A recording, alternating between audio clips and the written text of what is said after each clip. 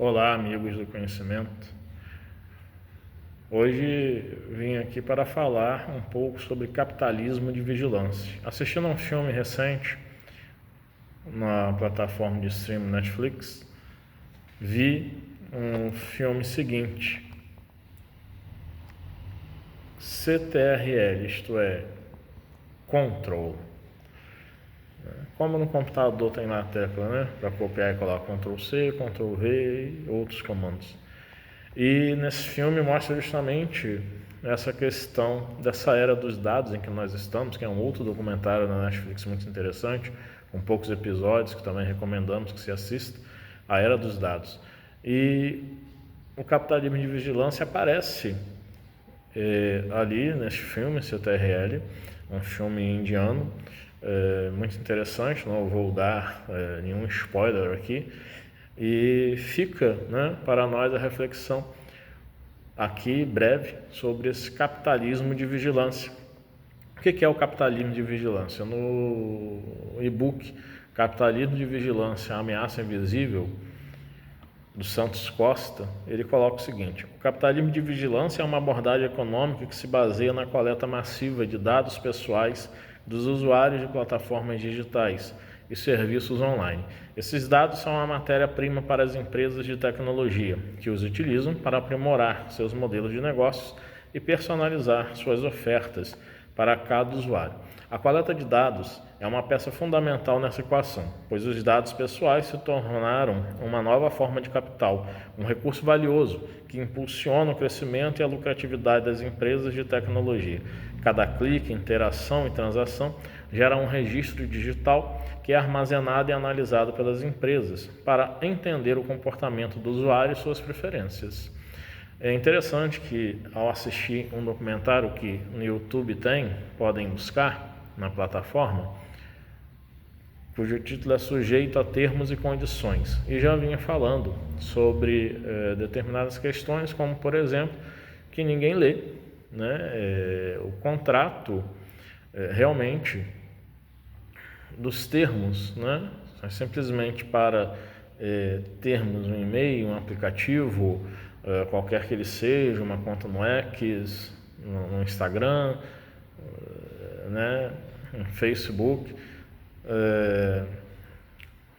aceitamos, concordamos com os termos e condições, mas ficamos sujeitos a eles, porque nós não lemos, não sabemos o que é que está sendo colocado lá, e entretanto, eu li parte não sei se hoje está assim, mas nos termos e condições do Facebook, né, hoje da empresa Meta, que é a que coordena, né, o Facebook, estava lá bem claramente que a câmera e o áudio do celular poderia ser aberto a qualquer momento, né?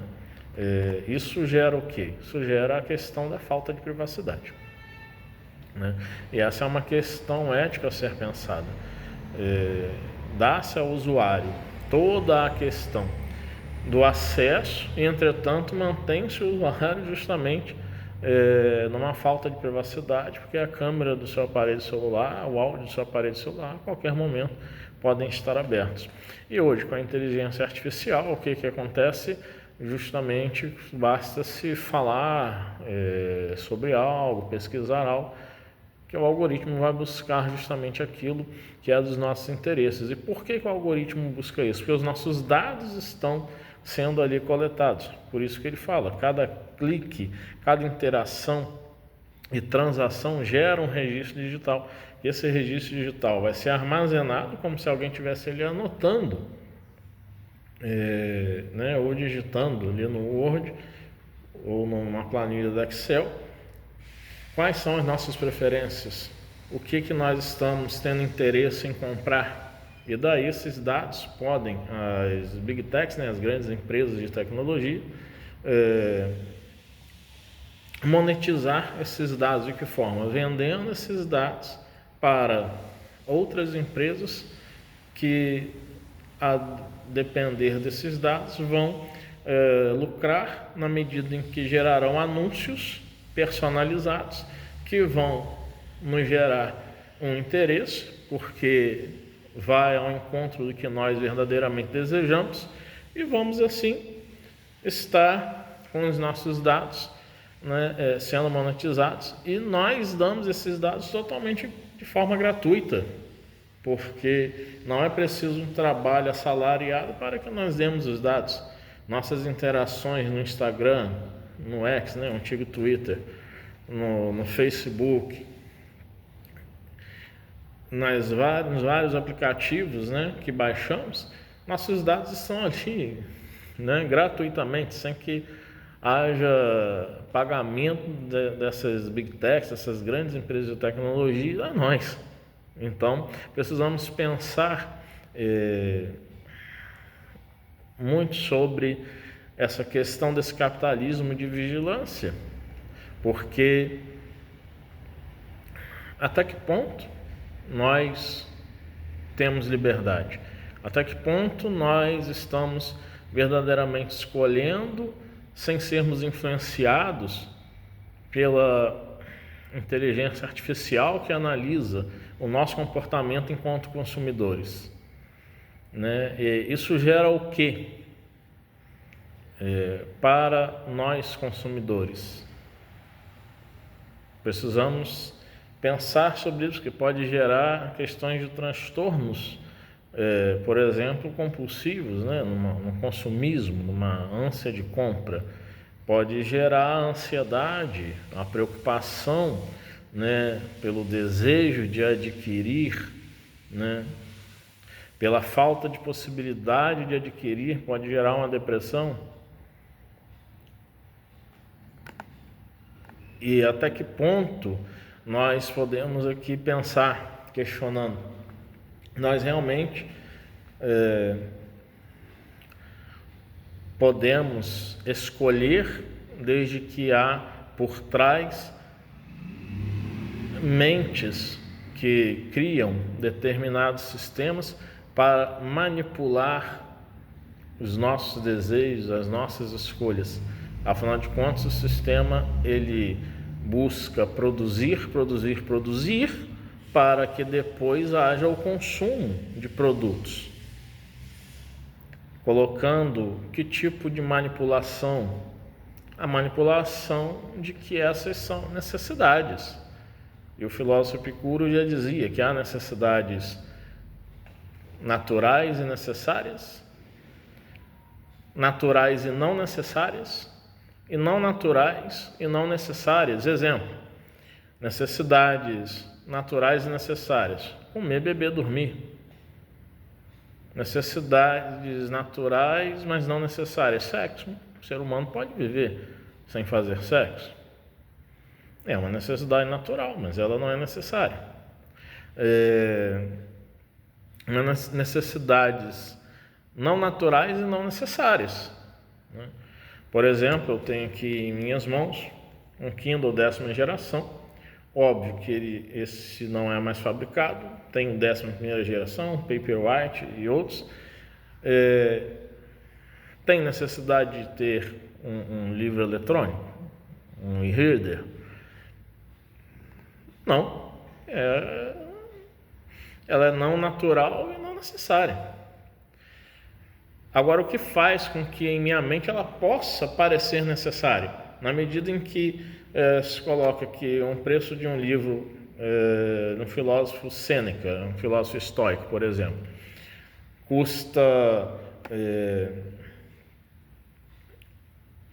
25, 30 reais um livro físico, e aqui digitalmente ele sai a 90 centavos. Então, gera em minha mente a necessidade da economia. Logo, eu transfiro isso para uma necessidade de consumir o livro eletrônico na medida em que o livro físico está muito caro. Então, o livro eletrônico vai compensar. Só que para eu ter um livro eletrônico, eu preciso fazer o quê? Comprar o e-reader, se eu não tenho. Então, eu vou ter um consumo maior para poder aproveitar e ter consumos menores no sentido da leitura. E não vou pensar muitas vezes de que, olha, eu vou ter um reader, eu vou estar lendo, vai facilitar muito minha vida. Realmente facilita bastante, tem milhares de livros aqui. Mas eu não vou ler milhares de livros em um ano. Se eu leio muito, e particularmente eu leio muito, são cerca de 30 a 33 livros ao ano, mas eu não vou ler mais de 100. Então isso vai fazer com que eu pense assim, bom, se eu não ler um livro eletrônico, mais de 100 livros, eu posso de repente ter aí, né, um poder aquisitivo que me permita comprar por ano uns 10 livros físicos. Eu vou comprar, não vou ter necessidade do livro eletrônico. Vão sair mais caros, mas eu vou ter ali, né, o papel. Eu particularmente gosto do livro impresso, né? Gosto da leitura do livro físico. Leio livros digitais? Leio. Não sou avesso a isso também não. Mas me gerou uma necessidade que ela é desnecessária. Esse é o capitalismo de vigilância. Busca ver as nossas preferências.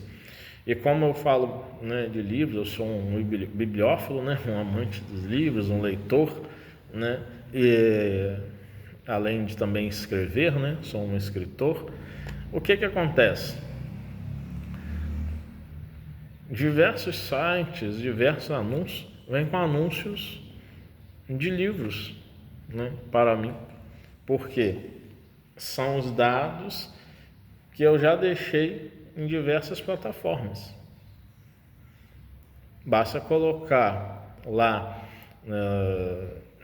no perfil do Instagram, do Facebook, né, bibliófilo, né, dentro das características de minha personalidade, uma pessoa que adora ler e gosta de escrever, que sobre livros e literatura, sobre escritas, vão surgir diversos anúncios. Agora assistam ao filme CTRL e vejam como que há esse movimento, né, das capitalismos de vigilância que pega os nossos dados e justamente nos monitoram, nos rastreiam, investigam nossos comportamentos, nossos interesses.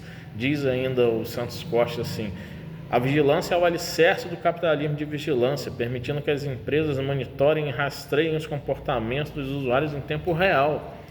Cada atividade online é cuidadosamente observada e registrada, criando perfis detalhados e individualizados dos usuários. Essa vigilância constante e intrusiva permite que as empresas segmentem os usuários com grande precisão, direcionando anúncios e conteúdos altamente personalizados. Eles vão segmentando os usuários, vão vendo qual segmento desse grupo de usuários. Coloca aquele grupo de pessoas ali. São indivíduos que muitas vezes nem se conhecem, mas que os interesses são aqueles. Como que as empresas, por exemplo, de aplicativos como Tinder, Match, se eu não me engano, conseguem colocar os perfis das pessoas que estão procurando, né, por alguém para namorar, para ter um relacionamento, seja uma amizade, né, apenas, ou um relacionamento mesmo de namoro para um casamento. Como se conseguem fazer esse link de pessoas que sejam ali afins para com você, através dos dados que essas pessoas colocam, e eles vão ali fazendo o segmento, né? Separando por preferência de idade, sexo, né? Os hobbies, todos os gostos, e eles vão segmentando cada dado coletado vai proporcionando, né, essa seleção, e essa seleção vai fazer com que a inteligência artificial coloque, então, quem realmente tem possibilidade de ter afinidade com quem. Isso é da inteligência artificial, claro que no sentido humano, num encontro, né, entre duas pessoas que começam a se conhecer, muitas coisas que não foram colocadas nos dados podem ali e haverão de ser descobertas. Fica a dica, né? No filme CTRL, na Netflix, do documentário Era dos Dados, também na Netflix, e do documentário Sujeito a Termos e Condições, na plataforma YouTube. Fiquem bem.